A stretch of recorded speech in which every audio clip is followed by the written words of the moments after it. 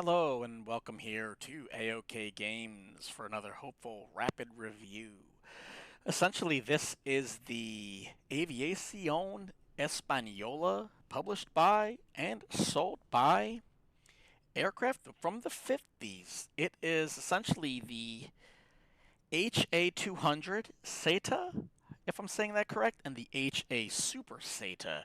It's a Spanish ground training slash attack aircraft, and it has older style French turbomeca Marboret 2 turbojet engines, I guess, for maybe the 200. I could be correct or incorrect about that, but what we're looking at today is the Super SETA. So we're going to be flying the cream of the crop. These engines essentially have 1,100 pounds of thrust per side, and they are very uniquely integrated into the fuselage of the aircraft. Really neat. They're turbojets. So while I go around the aircraft and talk about it, we'll examine exterior-wise the textures and what's on offer here, as well as describe a little bit more about the product. And please stay tuned to the end because there is absolutely a big disclaimer here. It's got to be a bug. I don't know how else to explain it, but it's a little content breaking. So, first off, you'll notice that there are rocket pods on here, and presumably, I guess this is bomb hardware. And you'll notice this is a very low aircraft, right? The clearance issue here is that of one concerning, concerning thing. That being said, if this comes to the marketplace, just know there may literally not for sure be any weapons in that version because, the in-game marketplace does not allow for that. But you can see through the manipulation of the payload, you can remove that. At least if you want to just do the trainer aspect or whatever, or if you prefer them, you can add them back on through the weight page. That is particularly just for the out-of-game market sim marketplace. So that being said, this aircraft was $17.02 US, of course. And before we go any further, I just want to show you the aircraft engine. Essentially, if you see that, that's, the left hand of the engine, right? It's a turbojet, meaning there are no high bypass fans like you would see in a 737 or an Airbus, right? So all the air comes in through the inlet. It gets compressed through the compressor stages, and then it goes into that side diagram cutaway of the combustion chamber along with the fuel. They combust, they make the bang, and then they go out of the exhaust. So most of these engines are usually on a single shaft that rotates, so all of this happens in the same rotational phase, right? So that's why jet engines are super efficient at maintaining themselves and why sometimes the starters start out and they cut off in the start process because the turbojet is very efficient, just like all jet engines are, with the self-sustainment of the intake, compression, combustion, and exhaust cycle that makes jet engines what they are. So as we take that off the screen, right, I'm going to go ahead and do the usual and check out all of the exterior features here. The textures are pretty nice. I would say fair enough looking for the fact that this is a $17 aircraft. Everything's pretty readable, as you would suspect, right? I mean, we're talking about large lettering here, right? So if those were blurry, there would be that would be kind of questionable. I like the tires. I'm not sure if that's a 1950s thing, but they kind of look like something that you would throw on a performance automobile. So I don't know if those are accurate or not, but I've never really seen an aircraft that has tires that look like that on them in terms of the tread pattern. But from what I can see, when you get up close, the textures get a little Like if you look at those rivets, you can tell that they're painted on textures and they're not actual 3D relief models or part of the actual physical geometry of the aircraft, so to speak. But I mean, for $17, right? They're nice enough. So maybe somebody will go out there in this review and check that out. Pro Track 50 racing profile. So I wonder if that's like an automobile tire asset reused for the aircraft. I do believe I couldn't find out anything else about this DLC publisher other than I believe it may be their first aircraft. It's nice enough for $17. I'll give them that.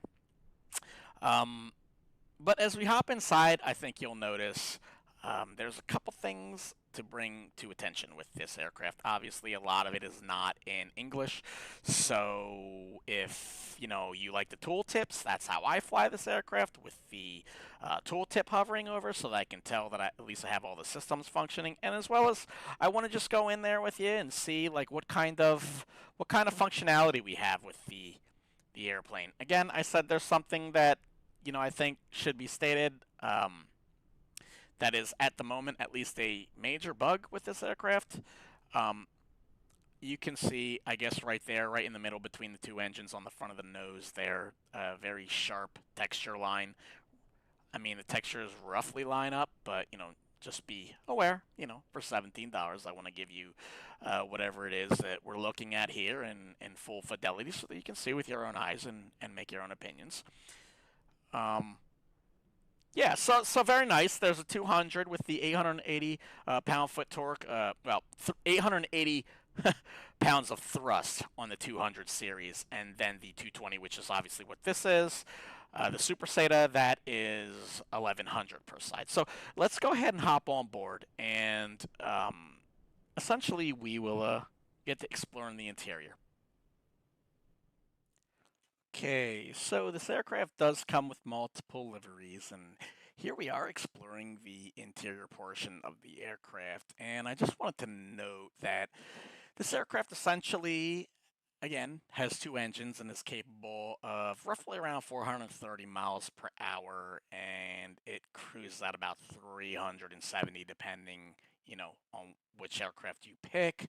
It has a stall speed of around 81 miles an hour and a never exceed speed of 490 miles per hour. The range is short, sub 1,000 miles, but it does have a service ceiling at least of about 40,000 feet, give or take, with a rate of climb of 3,300, give or take, depending on daily conditions in the atmosphere here. So that's the kind of performance numbers you're looking at here, right? It's a 1950s jet, so it's nothing insane. I will say the textures here look pretty nice. I mean, I'm not gonna lie, for $17, some of the things here in the correct lighting, like here, this whole center cluster, it looks really par. Not, I wouldn't say subpar, I wouldn't say overly nice, but it's nice enough, right, for the money. And then, like, if you get down here, you'll just notice a couple things, like, there's, I mean, I know it's in the shadows, but there's no real texturing there. I'm not sure what that material is. Like, even here, the specular, I mean, there's no wear on it, but then you get down here and you see, around these fuel levers, a little bit of wear and things of that nature, the rudder pedals. So that's cool. What I will say is, yes, there is a clickable canopy, and I will say the noise changes for sure when you open and close that with the APU and the engine running, because yes, we do have an APU. And one of the reasons I threw, as I said, these tooltips on here is because some of it's in English and then some of it is obviously not. So, for example, if you come down here and you look at the engine starter, left and then right, I would not have figured that out myself, as this language is not, to my understanding, my primary language is English. So whether this is good for you or not, I think the tooltips absolutely helps for sure. So that being said, click spots, right? We want to know what works. A lot of the things in here don't work, but surprisingly, a lot of them do. Now, I have split throttles. That's always fun to mess with on multi-engine jets. We've got flap levers. Those absolutely work. And I guess this is a thing with maybe particularly this aircraft, but when we do the flaps, right, the speed brakes, I mean, look at that. They're kind of like, they're almost like hand signals that flop around vertically. Like, I think that's a neat feature. I've never seen that before in the simulator, probably because I don't fly too many jets from the 50s, right? So there's that, and then you've got your comm stack, and circuit breaker's not functional, obviously not study level for $17, but It might get you where you want to go if this is your cup of tea and you like the design. Interestingly enough, for some reason, this aircraft reminds me of the 1940s and 50s automobiles where everything was jet age, power, power, jet age, the future's coming. I don't know why. Maybe that's what inspired me to pick this up, but I wanted to show it to you nonetheless. So let's get let's our seatbelt on and let's start this machine up because that's another one of the caveats of this review. I need to show you some of the difficulties that I've had, or at least speak about them, and you can see it function in real time for yourself.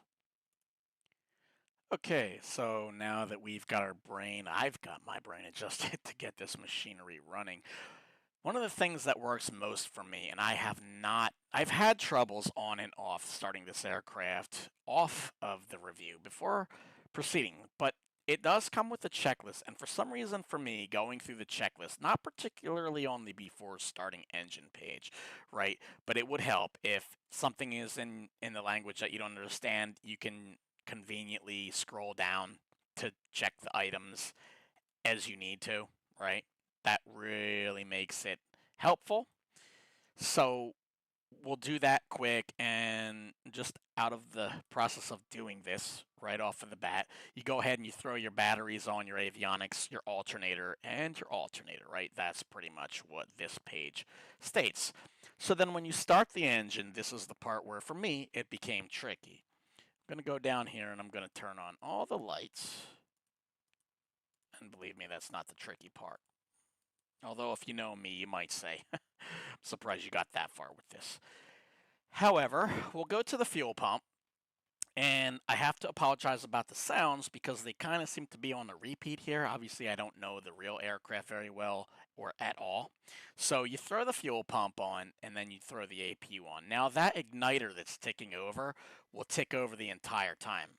Then it instructs you after doing that to look at the green light here. That is the APU ready for the bleed air to start the engines up.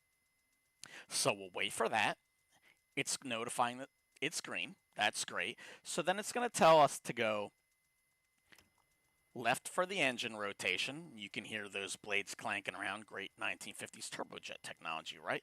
It says put it to left. It says turn this up. It says fuel shutoff valves, right? And then boost pumps. So once you turn all of these on, and then we're looking down here, we're coming up to maximum rotational speed on the left-hand engine. And while I'm doing that, let's close this up. Canopy close. And then it wants you, if you'll notice this button here, to press the fuel pump switch, or fuel switch pump. You press it, and then in theory, it should come alive. Now, it's not a quick process because obviously these engines are older and they kind of feel older when they're starting up, right? So you press that and it comes alive, right? And I've noticed the way that you know the engine is starting and is successful is when this left-hand starter motor goes back essentially to the center. But I have had issues with this where if I click over the starter, it has not always started for me. I don't know what that is. I always kind of just roll these up as they were. But I go ahead and I press, and you can see the next thing past the boost pumps is confirm that the engine is stabilized. So you can press and you can press and you can press, and sometimes the engine, for one reason or another, does not start up. You know? So if you monkey around, sometimes that seems to get the machinery running. Now, mind you, this is me going off of the checklist, so there's nothing in here that we've skipped. We'll make sure everything is on with the boost pumps and everything. I would chalk that up to, okay, 1950s technology, but the thing is, if you follow the checklist, it should run because you can see the engine is still essentially turning over.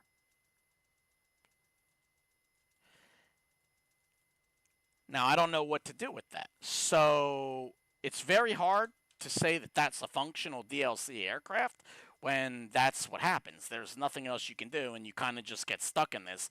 And the only thing that I've come about to figure out how to get this working is to essentially restart the sim. So there you go. Right like that, it started. Now, what the difference between me switching this over down and back multiple times and pressing the button, I do not know. So be aware, it is finicky. Now we've got our right hand up. Now, again, I don't have experience with this jet in the real world or in this review other than I'm here to show you we are following the checklist, and sometimes, day one release things don't go according to plan. However, yeah, that's up for you guys, the viewers, to determine how you feel about that. Again, if it's due to my ignorance, of course, I apologize. Perhaps there needs to be a specific operating order that I just don't do the right way. Okay, so they're both running. All of the instruments are in the green. With that being there, we can essentially turn the APU off and the fuel switch pump, which is what the next designator would tell us to do. So we can turn on our oxygen. For us, well, we've got flow. I see it normal and everything's good. We've got the green light for the usage. We've got our lights on. Let's go outside and let's hear what she has to say with her engines.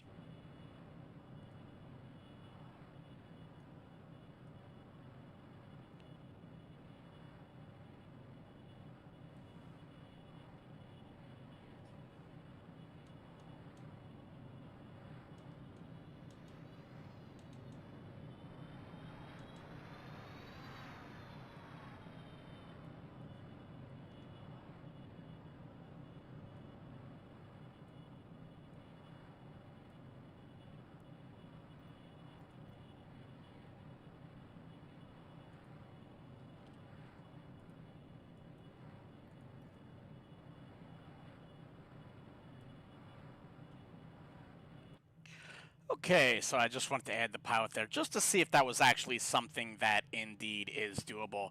So I'm going to go ahead and taxi this thing out in a couple seconds here. Just get orientated, make sure everything's working. But make sure you stay tuned for this apparent evening flight and review. We'll see how it flies, we'll listen to it, and then I'll bring it on approach for the final conclusions. And stick around because you're going to want to know the other major thing that I have to mention about this DLC, which might sway you one way or another. So be right back. Yep. Okay, so let's go ahead and set up our flaps for takeoff, function the air brakes one time. Those seem to be working and indicating properly. And we'll line up on the active and get on out of here. So let's make this left hand. And in the taxiing, I will say I'm suspecting that there's going to be a longer landing roll in terms of our braking, because they do kind of feel like sloppy brakes. They feel old. They feel like they come from a different era. So let's just go ahead and pin the throttle to the firewall, both engines.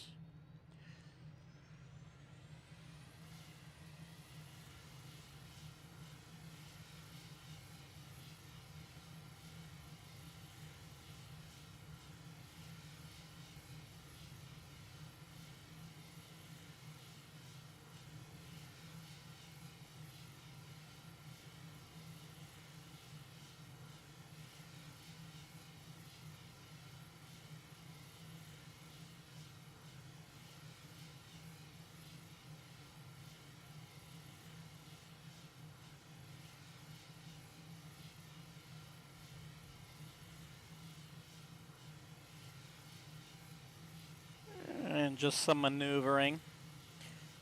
Feels pretty good, I must say. Feels pretty good.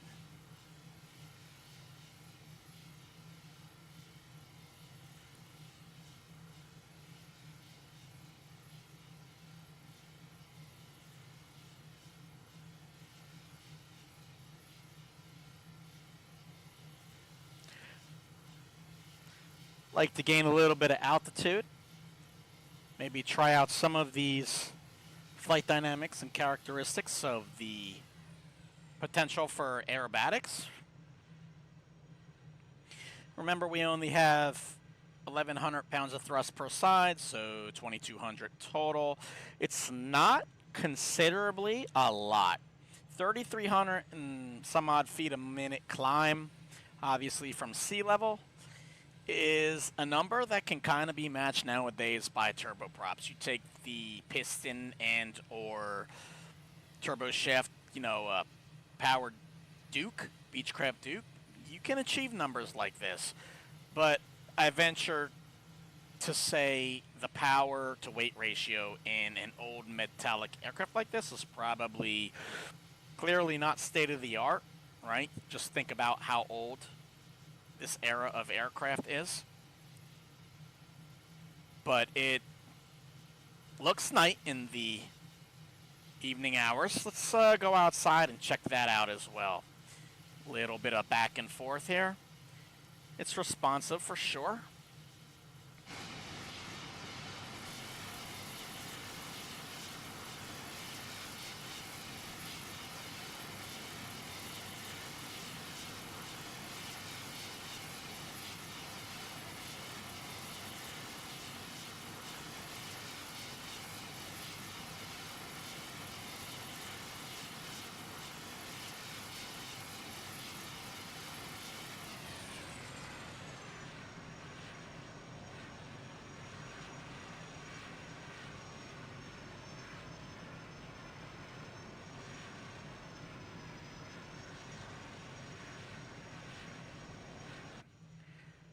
Looks nice, feels nice, from what I can tell. Try to give you a little zoomed out perspective here, the textures off of the canopy, off of the weathered effect, off of the paint, off of the glass, off of the gauges. Everything that makes this what it is.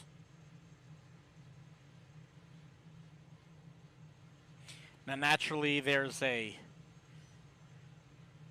co-pilot seat in the back, more than likely probably the aircraft flight instructor, since this was indeed a trainer aircraft.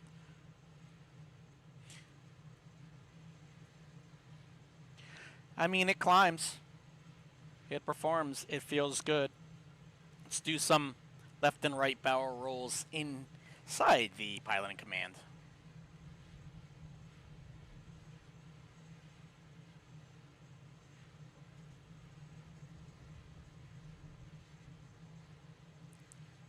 Full deflection. Nice quarter angle there with the sun at about 10 o'clock.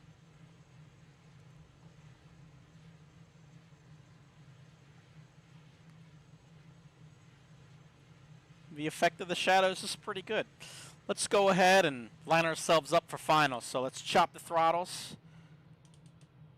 We'll throw out the air brake, and we'll just do one of these rapid descent profiles. I definitely like the sound effects of the control surfaces and the squeaks and the rattles when deflecting the surfaces of the ailerons and elevators and rudder. That sounds cool. Speed brake back there really helping us with our energy management. That we're going to round this corner during our right-hand descending turn. Let's check out the gear animation.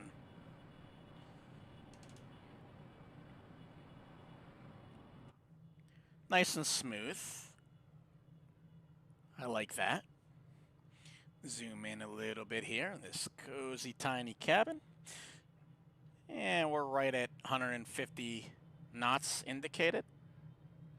On our final approach here, I'll go ahead and do this whole thing in real time and then attempt to use these 1950s brakes. Let's throw in some flaps, add a little bit of power.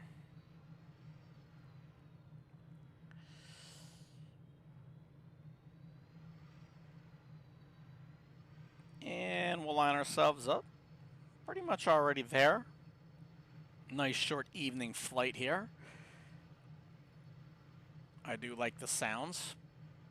I do not know if these are authentic sounds or not, but I do notice some transition things, again, with, the starting, the APU, and then the aircraft going from off to, starting, and then it picking up speed and taking over the combustion cycle and actually running. So a little choppy in some aspects, but is it a deal breaker? I don't know. I don't think so. I mean, I let everybody out there, of course, be their own judge, but yeah, not a deal breaker.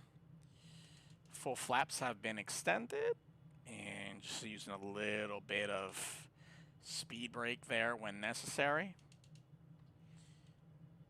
And touchdown right near the numbers with our seemingly automotive racetrack tires.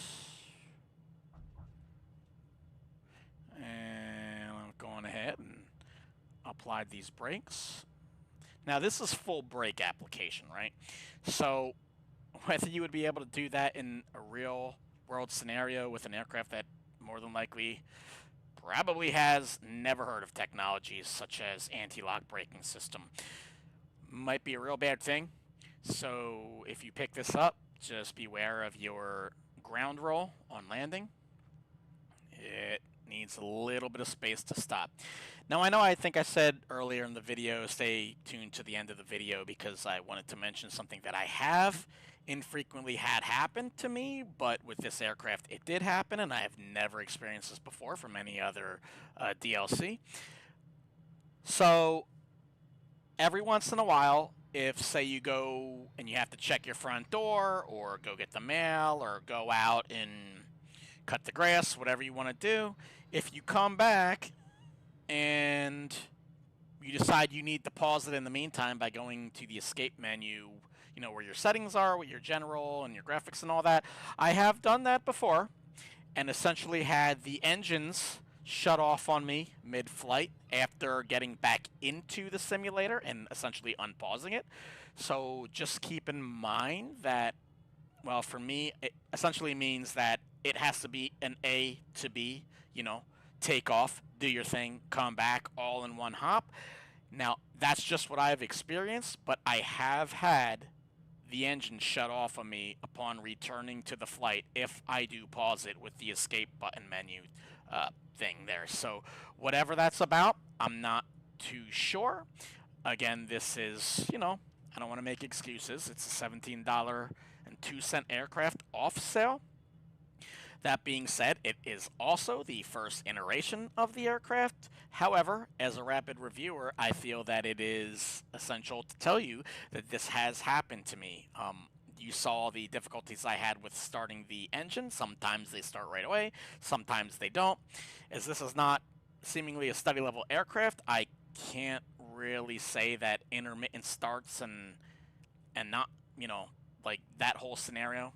I don't know that that's planned in terms of like 1950s technology not working all the time, but that's what I've experienced. So there are those two caveats just to keep in mind in terms of the texturing and the fun of the aircraft. Yeah, I mean, I think it looks really cool,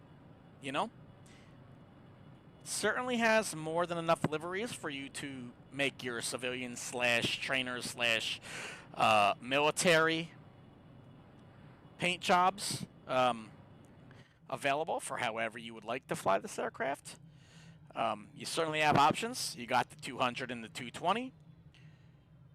They both seem to fly respectably well. Of course, post-service update 15, no issues with the ground handling. The brakes seem heavy and less responsive than something modern, but I'm sure that's to be expected. I wouldn't call that a flaw. But aside from those two caveats, I think I like it. I enjoy the weathering, and I think the two turbojet engines mounted in the center line of the aircraft there is a really neat feature.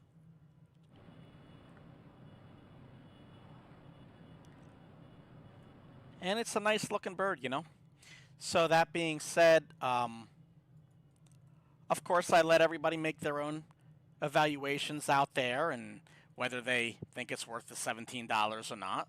There'll probably more than likely be updates, as a lot of these aircraft that are DLC have. Keep in mind, once again, just in summary, you will not be able to get the weaponized version if it comes to the marketplace and you purchase it there. So, in effect, this is what it would look like. But, you know, that being said, it is what it is. So, all things considered, I'll leave it up to you. I like it. That's just my opinion. And until the next one, thanks for watching. We'll see you later.